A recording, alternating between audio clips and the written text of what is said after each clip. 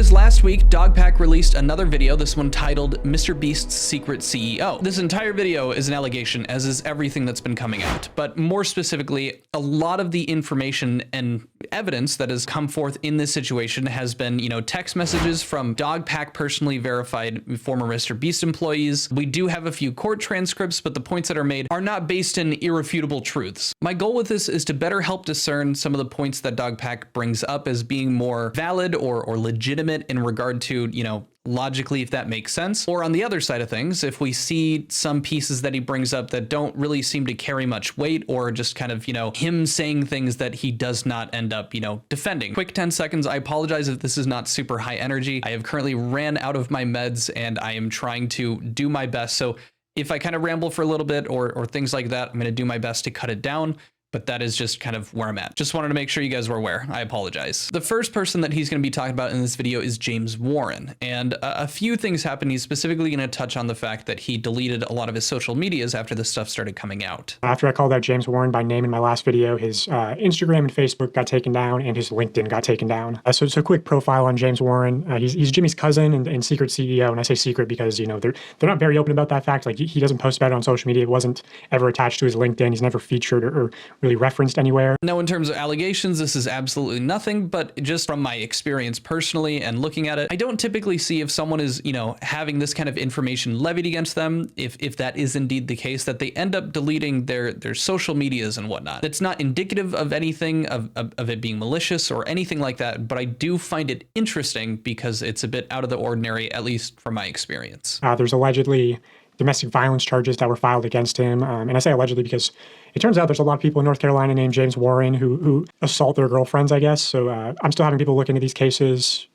Specifically, that surprise witness on YouTube, she's been super helpful in behind the scenes, just submitting freedom of information requests and just helping me out a lot in general. She's super nice. Now, I had reacted to this live and I had paused it before he said that there were multiple James Warrens. So I'm just going to clarify my thoughts on it. At first, because I didn't hear that, obviously I was like, well, that's holding a bit more water. But since there are multiple cases and we don't actually know if they are legitimately the James Warren that is, part of the MrBeast company, I don't think that it's fair to, make those claims just yet. It probably shouldn't have been included in the video just to avoid, allowing detractors to use that to say that you are setting this up to put him in a negative light. Obviously, there's other information that's going to be brought forth that is already going to do a decent job at painting him as such, like what Surprise Witness TV ends up helping with in the future, which is actually getting court transcripts in regard to his partner in business, running a Ponzi scheme with him. So, but we will get to that. All right. So while I was recording this, Nick Diorio started posting, and I wanted to talk about this chain here because it's relevant to what I had brought up. Hey, Dogpack, removed this video. This is your source. Your own source can't stand by the allegation you made. This is completely eviscerates your credibility. And this is in reference to this clip here. One of the things that these people are alleging, or one of these people has alleged to Dawson, is James Warren, this guy we just talked about, the secret CEO, had committed some type of domestic incident, some type of harm onto a girl that he was dating. I did look into this and I went into it thinking he had done that. Okay. I went into it thinking he did it and I'm just going to have to find the paperwork for it. I searched and searched and searched. And there was one case number I looked into. Again, I could probably make a whole video on this, but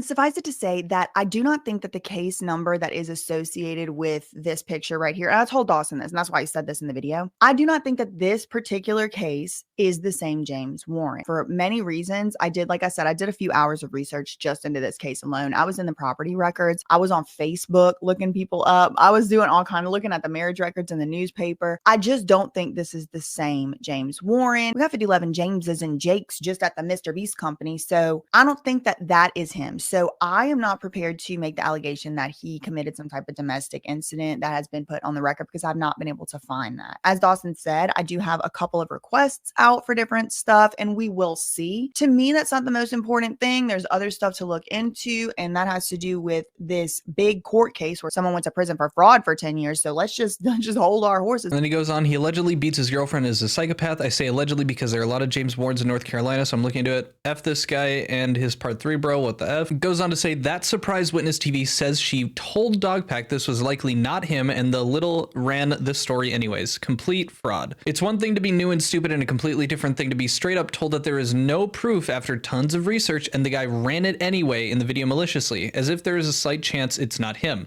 This calls into question the rest of your framing, okay? What the hell? And then Dogpack responds, when did I say she was my source? Why would my source be someone who never worked at Beast? The specific case she's referring to, I got from another journalist and I did not include it in my video. I think she's mistakenly believing I got it from someone at Beast. I have heard DV claims against James from several former employees. Some claim to have witnessed it firsthand. As with anything, it's possible my sources are wrong, but people swear it's true, so I put out the claim with the clear disclaimer that it's not proven. And then we have this right here. That part of the video looks unsubstantiated because I wasn't sure what evidence I could include, but I've had multiple credible former employees claim James had DV charges filed against him. Currently waiting on FOIA request to find details. Freedom of Information Act. Charges do not mean guilt. That's him clarifying it. Nicholas replied later, well, if you watch your own video, you said you started looking into these allegations, the case against James Warren, and then immediately say specifically that surprise witness, implying she's done the bulk of your research on the specific issue with Freedom of Information requests and such. Her own video tells much the same story. There is absolutely no reason to go forward with accusing someone of having DV charges filed against them without fully verifying that information. The entire nature of this stuff is public record. Dogpack responds, because I never mentioned the case I sent her in my vid. There are hundreds of the state of North Carolina versus James Warren cases. Here are the 6 criminal court cases under the correct James Warren. Censored addresses in SSN, could be traffic tickets, could be murder. I'm still waiting on the FOIA request that will take weeks, not days. I agree the phrasing and plug was bad, but you're exaggerating to make a mountain out of a molehill in my opinion. Multiple former employees told me that there were DV charges filed by James' ex-girlfriend. These are my sources, not TSW. They could be wrong. Maybe it was a police call. Maybe it was nothing. Maybe they also found the case I sent TSW and mistakenly believed it was the same James Warren. Charges also don't mean conviction. I was just saying here's where I'm at currently. This person will have the updates. Whatever those updates are, I'm fine with. I've interacted with James firsthand and I've heard enough testimony to form my own opinion on him. I could always delay for more info, submit more FOIA requests, interview ex-girlfriends, whatever. I'd rather just open it up to the public while being transparent that nothing is proof so I can work on other things. I'm confident that my video will age well and Locoya and James will be let go from MrBeast. So then here are those photos of the criminal court charges with the correct James Warren as what Dogpack is saying. Dogpack recognizes that the phrasing and plug was bad, but I do agree that I think this is quite a bit of exaggeration, including specifically saying that, you know, especially saying this completely eviscerates your credibility is quite a bit intense. It's very clear that Diorio really doesn't trust Dogpack, and you can just pretty much tell by the vocabulary that he chooses to use when he's talking about him. I think we just need to get some clarification from Surprise Witness TV and Dogpack just to, you know, further clarify that they were talking about 2 separate cases. Then, you know, we can better understand what the situation was. But until then, I just wanted to make sure that you guys saw this because to me, this was an update in regard to Dogpack defending himself in regard to including the court cases. So yeah, back to the video. James Warren, also allegedly an ex-drug addict. I've heard that he offered cocaine and hookers to editors to stay late. I'm going to try not to pop in as much as I am right now, but just like the hookers and blow, I just hope it's true because that is like a genuinely cartoonish example of him doing some dumb stuff. Could you just imagine being a part of the MrBeast company, doing editing for like, I don't know, 12 hours? And it's like approaching, I don't know, 1, 2 a.m. And you're just like, oh my God, I've been at this for, you know, half a day. I'm so freaking tired. And then Mr. Warren walks up to you and is like, what if I gave you Colombian marching powder and a gal named Candyland? Will you edit the children's show for just a little longer? I mean, I'd make that deal. That's a damn good deal. And then the really big thing is that there was some incident between him and a female colleague that resulted in the female colleague leaving the company and receiving 3 years in severance pay. I'm still actively looking into this incident, so if you have information, let me know. But I've heard from multiple credible sources that this is true and this did happen. Also, I should quickly clarify that a lot of this investigation is allegedly, you know, that's sort of the nature of these instances. I have a lot of testimony, corroborating testimony, but the reason I'm publishing this is that hopefully it brings more information to light. Like after, you know, the Jake Weddle interview got posted, which was all mostly testimony. People came out corroborating a story, and ultimately Jimmy ended up apologizing and offering him $190,000, which to me I think is most likely an admission of guilt. You know, you don't apologize for things that you didn't do. I've touched on this before, but I 100% agree with Dawson's assessment of, well, you know, guilty conscience decision making. So Jake actually made a point of this when I was chatting with him, I believe on my stream where I'd interviewed him, and mentioned that taking that money from Jimmy very likely could be a thing where he doesn't end up getting to go after him in court, because this is technically a settlement if he's getting paid out for that. Again, that's just speculative, but based off of the situation, I feel like very much so Jake perhaps could have been entitled to more given what had happened to him on set. Regardless, I think he did end up still receiving some good PR out of being willing to send that to Jake, and Jake ended up being more of the person that ended up getting faulted because he took any money at all. I don't necessarily agree with the other side saying that they can trust him less since he did take money from Jimmy, but at the same time, like, I've played Fortnite now with Dogpack and Jake, so I have to recognize that even just playing a game with people is going to affect my bias. So taking 50 grand, I think, is a whole other story in terms of like public perception. So I can't really fault you for it. I just don't necessarily agree based off of how he ended up taking that money. This is the sentence hearing for Joshua Houchins. I'm going to highlight testimony from just one of these victims, a retirement age woman named Sylvia. She testifies, "I came to know Mr. Houchins through a very reputable and successful real estate attorney who highly recommended Mr. Houchins and who eventually left his agency to become the chief operating officer of Mr. Houchins' investment firm." The chief operating officer of Mr. Houchins' investment firm. She explains that the reason she trusted Mr. Houchins was through the strong recommendation and endorsement from that very reputable and successful real estate agent. He represented Mr. Houchins as highly competent and capable. He presented a successful track record in how Mr. Houchins had delivered for other investments. Many of us entrusted Mr. Houchins, who we've come to know to be fraudulent.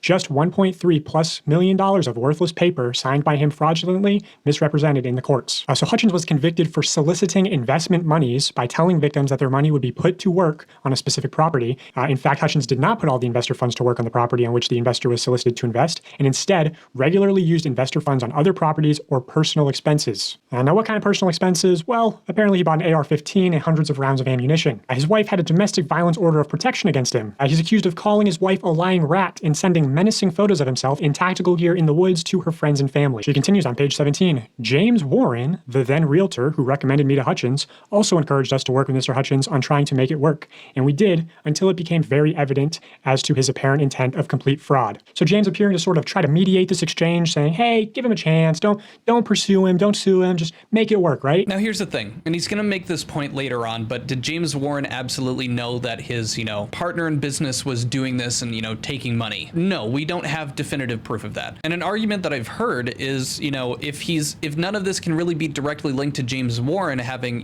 being a part of it, then what is necessarily the point of even bringing it up outside of just, painting him as a villain in this situation? This part here specifically, James Warren, the then realtor who recommended me to Houchins, also encouraged us to work with Mr. Houchins on trying to make it work, and we did until it became very evident to his apparent intent of complete fraud. I'm curious to see what their, relationship was with each other in this investment, because I feel like James Warren would have needed to trust, at the very least, if he believed this guy to be, not a fraud, that he was putting that money into those locations and not just, pocketing it all for himself. So it's interesting that James Warren kind of co-signed and said, hey, keep trying to make it work. I know it seems a little bad right now, but keep pushing for it, up until they discovered that they were getting scammed. So for me, without this point about James Warren actively encouraging them to continue working with him in spite of what they thought may be happening, and to, say, hey, I trust this guy, we wouldn't have much here. But knowing that James was insisting on working with him even despite those,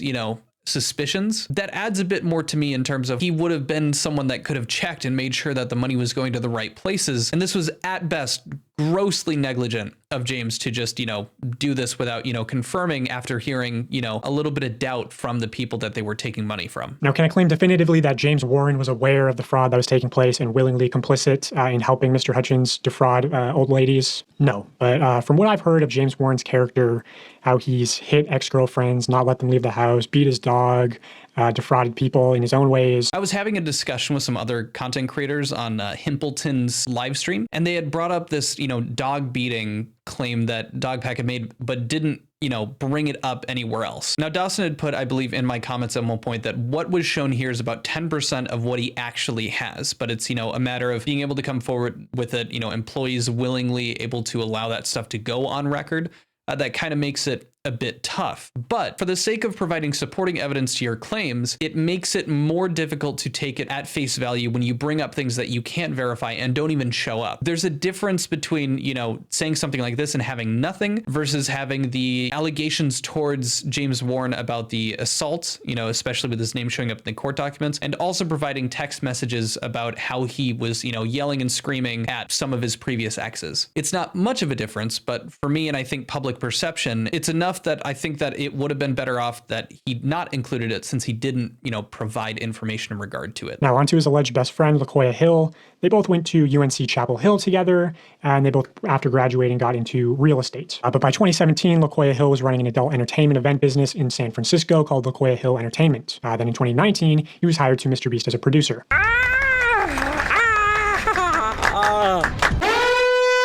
It was just a crazy setup that Where's Waldo showed up in this same clip. I've been looking for him since I was like 12. Our party evolved into this place where, you have the drag queens, the muscle daddies, the bears, the twinks, the posh boys. Now, I'm all for personal freedoms. I believe adults should be able to do whatever they want.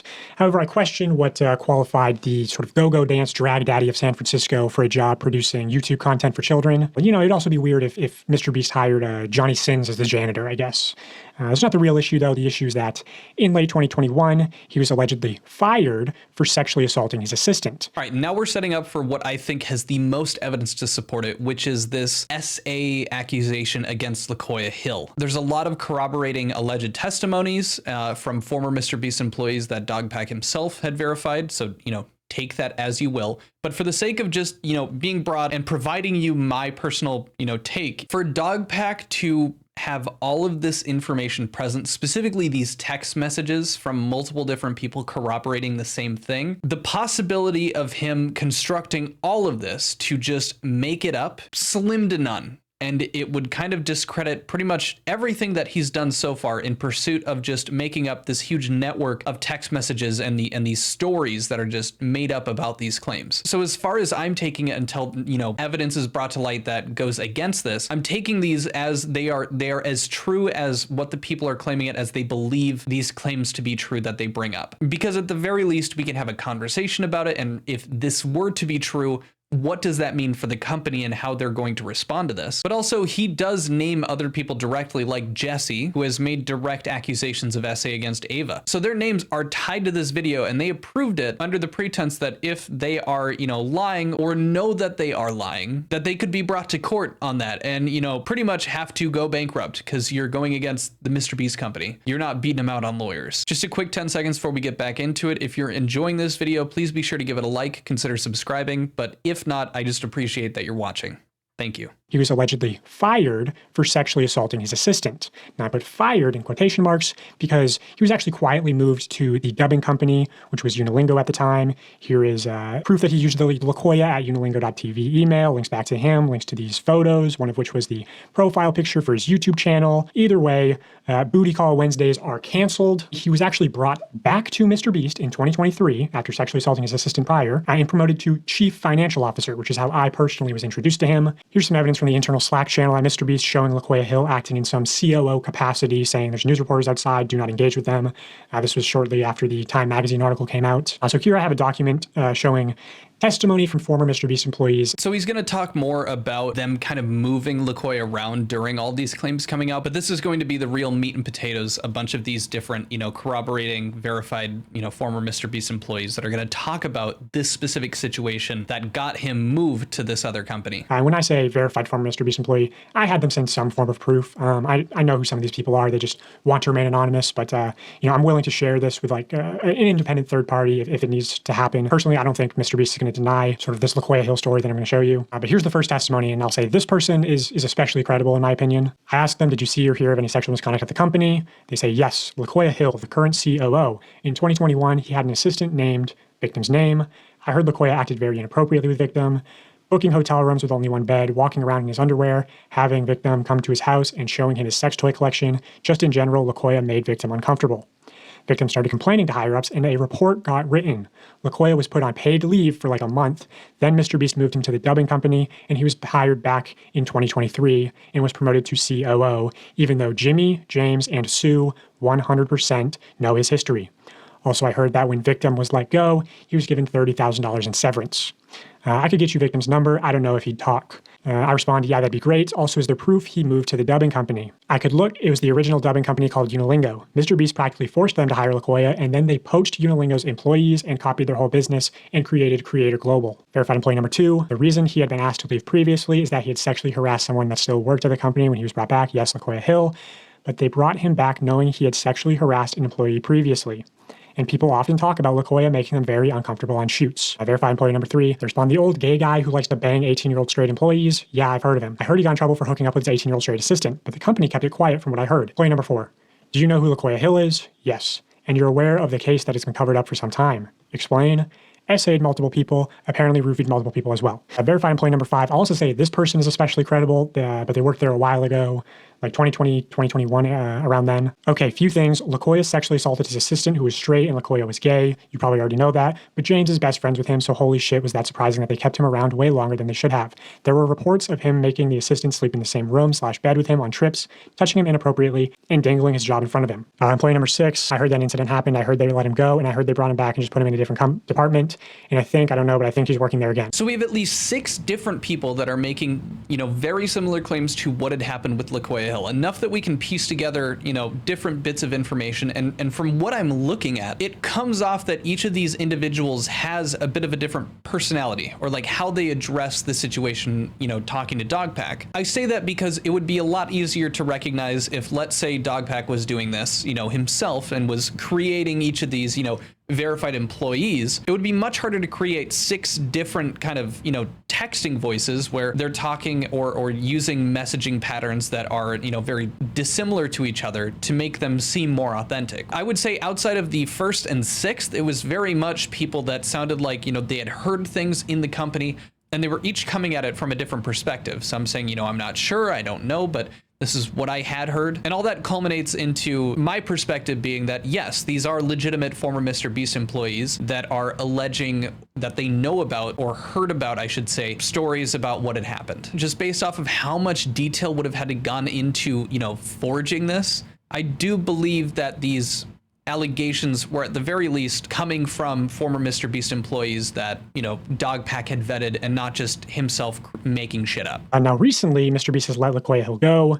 They had this sort of leaked email where they say, therefore, along with Jeff Housenbold, our new president and COO, right? Alluding to the fact that Locoya Hill is no longer working there. Well, just on a whim, I decided to look into the Creator Global LinkedIn, and it had gone private to where everyone just shows up as a LinkedIn member, right? But I saw this, L, LinkedIn member, president of Creator Global. I thought, you know what, that's a little suspicious. So I reached out to one of my connections close to MrBeast and I said, hey, can you look into this account for me? Because sometimes if you have connections, you can see private LinkedIn accounts. And this is what they saw. Locoya Hill, listed as the current president at Creator Global. No work history between graduating UNC in May 2001 and becoming the president at Creator Global in 2024. Dude, this is like the 3-cup game where you gotta like keep track of the pets and racists as MrBeast just moves them between companies. They just sort of kept moving them around. Like those killer whales at SeaWorld. After it kills a trainer, they'll then move it up to Seattle. They don't give them their background. Off the rip, that just seems like something that they would absolutely do, especially if, James Warren and Locoya are, the close friends that, Dogpack has alleged in this, that they would just keep him moving around because they don't want to, just completely boot him off because they're friends. When you got nepotism, you don't want to let it go. I don't blame you. It's still yucky. Which I heard, MrBeast or James Warren forced Unilingo to hire Locoya as sort of part of their partnership without, sending them the report on his alleged sexual misconduct at the company. I also have a voice memo from James Warren showing that they told Unilingo to process a $28,000 bonus for Locoya. Hey buddy, it's James. Sorry to be bothering you. I've done my absolute best not to bother you. But Locoya had presented a bunch of stuff to me and Jimmy a little bit ago. All really great stuff. But he had asked me and Jimmy personally, he's like, hey, can I have a $28,000 bonus for work I did in the past? And I'm like, yeah, of course, man. And the reason for that is I had brought him up to my level and I don't take bonuses. So for like 2 years, he didn't get any bonuses when our guys were getting like crazy percentage bonuses. I need a favor. Sue cannot process this bonus through Beast. I need a solid. Can you please process a $28K bonus for Locoya? Let me know. Bye. And then they used Locoya to try to steal Unilingo's business, poach their employees, take their clients. Now, I'm very interested to see how he ended up getting that clip of James Warren allegedly talking to Unilingo to process that $28,000 bonus. Again, knowing what you know, obviously James Warren is going to make a choice like this because he's close friends with Locoya. I'm sorry, I'm just covering my ass, but allegedly knowing what we know based off of the different testimonies from the people in the video already, it just makes it feel that much worse that he is, making sure to avoid processing that bonus on the MrBeast company through, whatever reasons that he said, as opposed to, finding out and putting it on record that they bonused somebody who has potentially SA'd one of his PAs. It looks pretty bad. As for the claims about poaching, people from Unilingo and bringing them over to Creator Global, I don't know enough about business and how that works and, how ethical that is. It doesn't sound good, but I don't know if that's just, part of the game. But I still do find it interesting, the commonality about bringing people over to work at Creator Global that were, a lot of them came from Unilingo. And then MrBeast launched Creator Global, where Locoya Hill is currently listed as the president. So that's Locoya Hill. Okay, so now he's going to jump into talking about kind of the work culture that has been, commented on by multiple people that he's going to show up with. There's also some interesting stuff about how Jimmy, looks at least, relationships or what an ideal date would be. Like, I don't know, taking an IQ test and then studying to see if they can get a better IQ test out of it, but we'll get onto that. Okay, now let's move on to the man himself, Jimmy Donaldson. First, I'll show this testimony from another former MrBeast employee just to show sort of the work culture, especially from a female's perspective. She says, on my very first day, I was told to avoid being alone in a room with certain people in positions of power. At least once a week, I was subjugated to inappropriate questions and conversations. Once, a male coworker asked me what I would do if Jimmy assaulted or harassed me. On another occasion, the same coworker said it wasn't fair that women could just decide a past sexual encounter wasn't consensual. Many of the men I worked with would make assault and jokes on a daily basis. They would scream and hit walls when they got upset. The minute any woman leaves a room, they would talk about if/how they would fuck her. I've heard men comment on female contestants' bodies many times.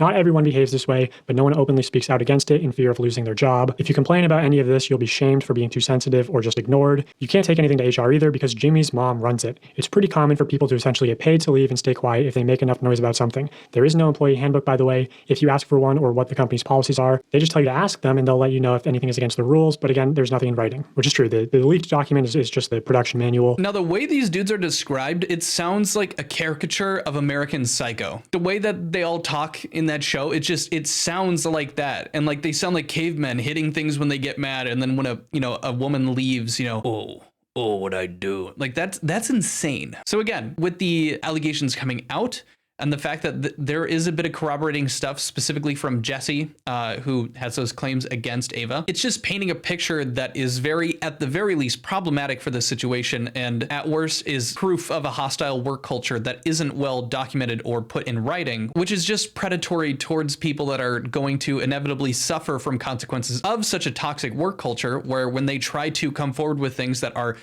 by pretty much every other work standard, not okay and actionable offenses. Also makes it tough when, Jimmy's mom's pretty much the head of HR and is, allegedly taking in these, claims of SA or workplace harassment and doing absolutely nothing with them. But we'll get into that. Here's another testimony. This person will go on the record. This is Jess, who accused Ava Chris Tyson of sexual assault. I think her case has been sort of mostly ignored because she wasn't a minor when it happened. But she was a MrBeast employee, and you can see in her evidence, in her communications with the company, the clear signs of a cover-up. I only hung out with Jimmy a handful of times, but he definitely was a little more reserved around me because I wasn't a part of his inner circle, or the boys club as it's called. I did hear Jimmy straight up say that the guy making a documentary on him right now has footage of him saying stuff that would absolutely get him canceled. It's just a well-known thing. The boys club is misogynistic and looks down on women in the company despite what they might say publicly. Behind closed doors, the women in the company know that the culture is a problem. I have heard multiple stories of Jimmy being directly informed of SA happening at the company and proactively working to keep it quiet. So Jess directly implicating Jimmy in the SA cover-ups. Locoya with an 18-year-old straight assistant, so she's one of the people corroborating that story. Ava told Jimmy about a time she was essayed by another talent member on a private jet, and talent members/employees making advances towards contestants was a regular occurrence. The reason all of this was able to happen for so long is because Jimmy is deeply misogynistic and only respects what he considers to be traditional women. He pushed those values into the company when he created it, and it resulted in several SA allegations we know about, and probably a lot more we don't know yet. Now, this specific point at the end as to why this is happening and calling Jimmy deeply misogynistic to his core, I don't want to say that that's wrong, but it's definitely coming from, her opinion and bias based off of what she has dealt with. We recognize that Jesse is, making claims against Ava, but even with that situation, information, she's presenting, with her name tied to it, that Ava told Jimmy about a time where Ava was essayed by another talent on a jet. And the fact that we haven't heard about that is troubling. And Jessie has a conflict of interest. She could be going out of her way to just keep Ava painted as, a villain, but she's proving with information like this that, regardless of what has happened to me, Ava has still kind of been wronged, allegedly by Jimmy by not, actually addressing these essay claims or taking action on them. And again, she's also corroborating the accusations levied at Locoya for what they had done. So for me, having someone's name tied to making these claims just adds a bit more validity for me taking these points and taking them more seriously when I get into trying to assert what is going on, allegedly. I just want to touch on this briefly. So Maddie Spadell, who's MrBeast's very public ex-girlfriend of 2.5 years, posted this on her Instagram story. Dogpack touches on Maddie Spadell. She made an Instagram story that I had talked about in one of my previous videos, and essentially Dogpack saying, hey, there's a bit of this campaign against her, saying that she's just clout chasing and doing these things, hopping on the train of the Jimmy hate. And previously, when I had covered it, I didn't really like the story because it just really didn't do much. And it really did come off as, just like, hey, I'm aware of the things happening. I'm not willing to say anything either way, which just kind of came off as like, okay, well, everyone knows it's going on, but if you're not providing any other information, then what's the point of saying anything? I still agree with that to an extent, but I also will admit that the stuff that Dogpack brings up with Drama Alert, for instance, or, Keemstar, kind of being like, oh, she's just, clout chasing because she posted 3 videos talking about Jimmy. Dogpack shows that she's been making hundreds of other posts where she's just posting stuff about, makeup or other things that she's doing that has nothing to do with the MrBeast company or Jimmy himself. Although one of her most popular TikToks is referencing Jimmy, that doesn't, mean that she took that and started running with it, because truly her posts about him and the company are very seldom. I really didn't want to show you guys all of it on this video, but again, if you want to see that full thing, I'm going to put the link for his video down in the description. Something I do want to show you is what I talked to you about earlier with how Jimmy kind of conducts a little date night, or trying to see if a girl is suitable for him. Just take a look. I don't really get along with women. Also in this podcast, Jimmy goes on to talk about his relationship with his current girlfriend, Tia, in very weird ways, in my opinion. For us now, an idea of a date is just to take an IQ test and then study and see if we can get a higher. An idea of a date is just to take an IQ test. And then she was like, I'm an author. And I was like, fuck yeah, good. She has a hobby. And then I just DM'd her. I was like, oh, so your book. And I read it. She sent it over, read the whole book, and it was just acting like it was the greatest book ever. It's just very, very peculiar that is your idea of an ideal date night, is trying to, make your partner and you smarter with an IQ test and studying, as opposed to I don't know, watching a movie. But I want to focus on this part where they say, therefore, along with Jeff Housenbold, our new president and COO, we will be hiring a new chief human resource officer, chief financial officer, and general counsel, along with other roles to add capacity and competencies to foster a better internal culture as we continue to grow. So what's interesting about this is that the only person named in an initiative to foster a better internal culture is Jeff Housenbold. But what's ironic about this is that Jeff Housenbold has been in the news. So I just want to pause here and say that this man meets the criteria for bothering people on the Uncanny Valley. Someone, when we were reacting to this live, compared him to a Titan from Attack on Titan, and yeah, no, that's a perfect descriptor. News previously for the internal culture that he helped create as managing partner at SoftBank Vision Fund. Here's New York Post. Nasty executives shaped macho culture at SoftBank Vision Fund. And here's Bloomberg Business Week. SoftBank Vision Fund employees depict a culture of recklessness. It has also been described as an environment of sycophancy and harassment. So seemingly all the problems that people have with MrBeast's internal culture. But this Bloomberg article also goes to call Jeff out by name. Jeff Housenbold collects cars, including a blue Ferrari, and claims to own a 20,000 bottle wine cellar, although he doesn't drink himself. Acquaintances describe him as smart and arrogant and almost entirely lacking in self-awareness. He's also gotten away with some questionable behavior. In a discussion about whether to invest in the stationary bike startup Peloton in 2017, according to 2 people who were in the meeting, Housenbold opined that its exercise equipment appealed in part to men who masturbated to its workout videos. Dude, I want to jerk off! Fuck, I want to jerk off! Look at this! SoftBank denied the claims, but it's an oddly specific thing for 2 people to make up a story about masturbating to Peloton workout videos. To end things off with the Jeff Housenbold thing, yeah, to hire somebody who is, already known for not being able to, cultivate a good, healthy work environment, it's doing a real good job of cutting through the facade of this, oh, we're replacing our people with new people. They're going to make this better. When in reality, it looks more of like they're just doing it for good PR by releasing this, leaked internal email letting letting the people know that they're making changes. It doesn't appear that Dogpack really had to dig deep to find out that this guy's pretty much probably going to be doing the same thing that they're doing already. But, you know, remains to be seen. In conclusion, what Dogpack has brought up for this, although not, you know, directly damning because we have, you know, concrete evidence, a lot of the information brought forth are, you know, tangentially related to things that they've done, like hiring Jeff, like the claims against James, more notably, you know, with Locoya. It kind of puts pieces together and, you know, allows us to see what is between the lines between, you know, Dogpack being allowed to say these things publicly versus, you know, the stuff that the company would never openly admit to or go public with. In my opinion, a great deal of what has come out here is adding to, you know, what the company is going to need to respond to by the end of this, because especially with Locoya Hill, I'm very interested to see what the response is going to be. Again, all of this put together, it is presenting information that is looking a lot worse for the company, and I believe that a lot of it does end up carrying merit because of all of the information being presented, allegedly. I'm very interested to see like what Dogpack said at the beginning of his video, which I did cut out, but again, go take a look at it if you haven't seen it, where he mentions that a lot of, you know, potential people that, you know, the victims or people that want to move forward are going to larger news outlets that are now pulling them in to listen to and potentially publish their stories or information that they have in regard to the company, which for me is a huge win. If we don't get more, you know, exclusive interviews or anything on, you know, commentary YouTube,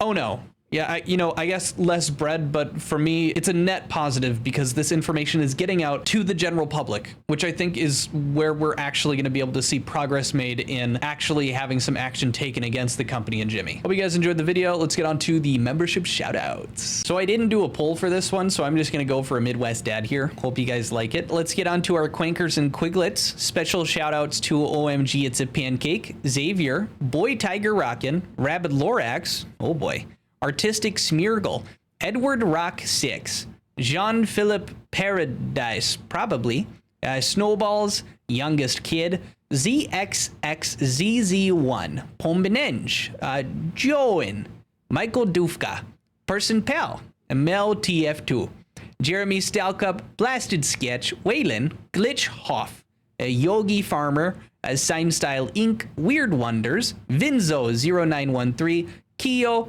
your local Melomaniac, Teresal, Sir Kitty Litter, Forkstick, River Rocks, Seasonal, Persona Normal, Zakia, Not Ninja _S, Porkin BR, Wind VR, Psych Xander, Case Blue, Lego Golden Frieza, Spacebar Too Loud, Fami, LDG hashtag Free the Net, Noah Brown, Naomi Jimenez, Sundasphere, Frowsty, Tommy Sees Cat, what a cute little cat you are, Eric Hatful, Captain Spud, Orange Cat Pianist, Imp 40, PB Wit K, Bib Jim, Alex, The Sandog, Reen the Once, Yesimo, Let's Talk, Basically Bricks, Cooking with Silence, Logan, Kate Munster, Kawhi Chan GD, Quintio's brother, Duck Astley, Mr. Wu, Owen Murnane, thank you very much, Jackson Dutton, No Stay BI, Saya Sneeka, For All Yarn Kind, Esme, Smiley Face, Ogies JK, thank you so much, Ogies,